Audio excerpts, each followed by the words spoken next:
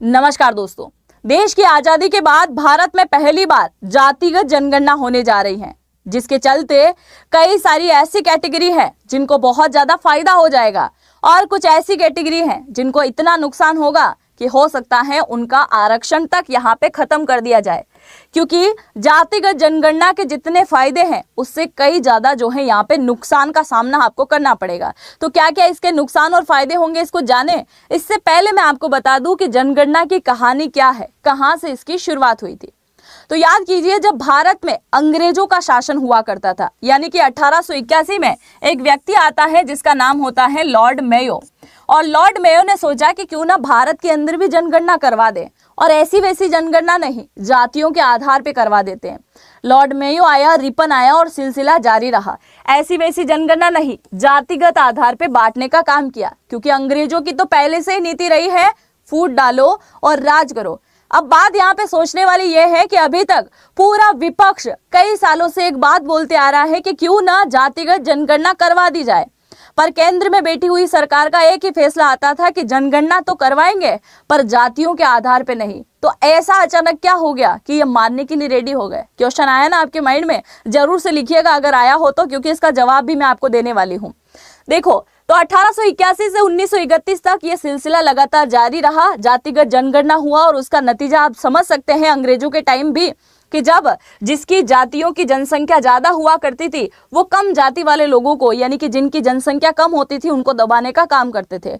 और ये भी आने वाले टाइम में भारत में आपको देखने को मिल सकता है, क्योंकि 31 के बाद क्या 41 में भी वापस जनगणना हुई होगी? क्या ऐसा हाल नहीं हुआ? तो इसके हाल पे हम चलें, इससे पहले जरा आप देखो 1931 तक जो जनसंख्या का आंकड़ा निकाला गया, उनमें से 3 लाख से ज्यादा जनसंख्या वाली ये सारी जातियां सामने निकल के आई थी, जिसमें कुम्हार, माली, गुज्जर, मीणा, राजपूत, भील, चर्मकार, ब्राह्मण और जाट, ये सारी ऐसी जनजातियां, ऐसी जातियां थी, 9 जातियां जिनकी जनसंख्या 3-3 लाख से भी ज्यादा थी। अब मैं आपको बता देती हूं, क्या 1941 में भी जातिगत जनगणना हुई थी? क्योंकि 31 तक का मैंने आंकड़ा बताया, बिल्कुल हुआ था, पर पूरा नहीं हो पाया। उसके पीछे का रीजन क्या था? World war. आप सभी जानते हैं ना, 1914 से लेकर 18 तक पहला वर्ल्ड वार, और फिर 1939 से लेकर 1945 तक द्वितीय world war, second world war. तो 1941 इसी आंकड़े के बीच में आता है और सेकेंड वर्ल्ड वार शुरू हो गया, इसलिए ये बीच में ही रुक गया। उसके बाद 41 के बाद 51 में जनगणना हुई। क्या 51 में जातियों के आधार पर जनगणना नहीं हुई? तो नहीं हुई। क्या हुआ था कि भारत आजाद हो चुका और पंडित नेहरू की सरकार बन चुकी थी। पीएम कौन थे? नेहरू जी यहाँ पे क्या बन चुके थे? पीएम बन चुके थे। अब इन्होंने बोला कि लोग जातियों के आधार पर लड़ाएंगे, इसके लिए केवल और केवल एससी और एसटी का आंकड़ा निकाला गया, ना कि ओबीसी और जनरल का। तो इनका कोई आंकड़ा नहीं निकाला गया, केवल एसटी एससी का आंकड़ा निकाला गया और सिलसिला लगातार जारी रहा। उसके बाद सारी चीजें खत्म कर दी गई। अब बात यह आती है कि इससे पहले कभी जातिगत जनगणना की डिमांड नहीं हुई? 1951 से लेकर 2011 के बीच तक तो हुई थी ना। बिल्कुल, आपको मैं बता दूं, जब भारत के अंदर 2010 की मैं बात कर रही हूं, मुलायम सिंह और लालू प्रसाद यादव जी सरकार में बने हुए थे, तो इन्होंने केंद्र सरकार पर बड़ा दबाव डलवाया। और ये बड़ा दबाव क्या था?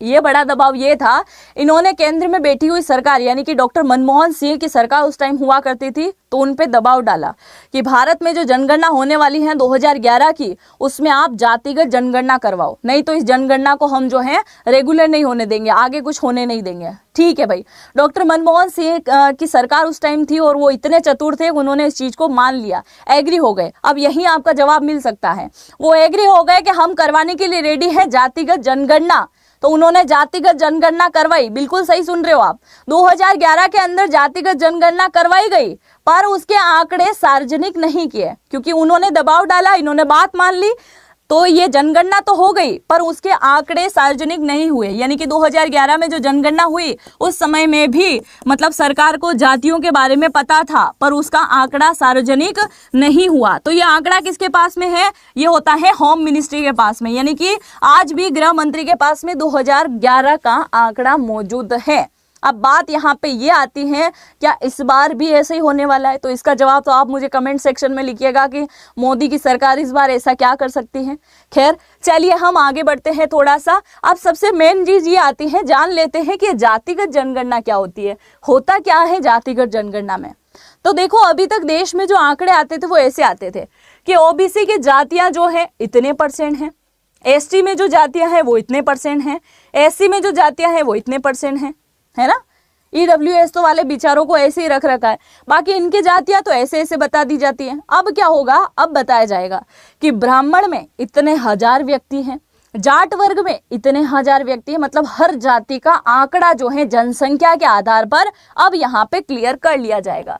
अब हम आते हैं मेन सवाल पे, क्या इस बार बिहार के चुनाव आने वाले हैं, इसी वजह से भारत पाकिस्तान के मुद्दे के बीच में जनगणना आ गई है? तो बिल्कुल आ गई है भाई। जब जब चुनाव आते हैं तब तब सरकार ऐसा कुछ ना कुछ काम करेगी ही करेगी, है कि नहीं। क्योंकि अब हम चलते हैं, आपसे क्या क्या सवाल पूछे जाएंगे। देखो अभी तक सवाल केवल 28 पूछे जाते थे 2011 की जनगणना के अकॉर्डिंग, पर अब आपसे पूछे जाएंगे 29 क्वेश्चन। और मैं आपको बता दूं, नाम, परिवार, मुखिया, रिश्ता, लिंग, उम्र सब कुछ पूछेंगे, वैवाहिक, धर्म वगैरह, जाति वाति सब कुछ आपसे पूछा जाएगा। यानी कि इस बार आपसे 29 क्वेश्चन पूछे जाएंगे और उसका आंकड़ा आप सभी को बताना होगा। अब हम चलते हैं हमारे मेन मुद्दे की तरफ, ठीक है। तो मेन मुद्दे में क्या है, उसके बाद मैं आपको तीनों राज्यों का आंकड़ा बता दूंगी। तो मेन मुद्दे की अगर तरफ हम चले तो आप देखिए इस बार आरक्षण में क्या बदलाव होगा।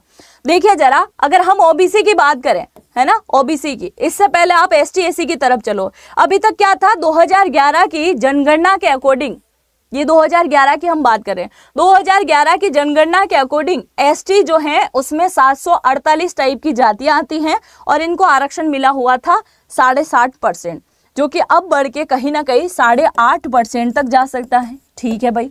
दूसरा, एससी की हम बात करें तो इसमें आते हैं 1270 जातियां, जो कि ये आरक्षण मिलता है इनको 15%, जो कि 16-17% अब बढ़ सकता है।